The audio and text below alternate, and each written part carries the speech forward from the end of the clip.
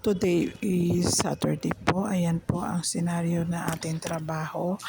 Maglinis po tayo, magwalis po tayo bago tayo magbukas. Ganyan po ang trabaho ni Daisy araw-araw. Salamat po sa inyong panonood. Ayan po, punasan po natin ang receiving area bago po tayo umupo.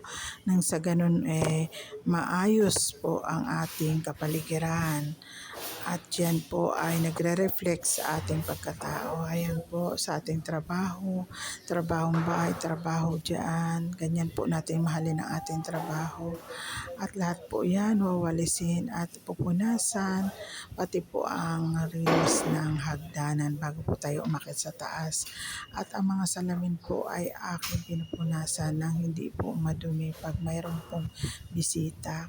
Dito po tayo nagkatrabaho, kaya po panatilihin po nating malinis at higit sa lahat dito po tayo kumukuha ng ating pagkain sa araw-araw. Pagpaaral ng ating anak, ayan po ang aking trabaho. Bago po mag-start sa receiving ay pupunasan ko po muna. Salamat po sa inyong pagtangkilik kay DC sa araw-araw ninyong panonood na walang sawa. Thank you so much sa boss at sa algorithm sa pagpalaganap ng aking video. Salamat po sa inyong panonood. Happy Saturday sa inyo.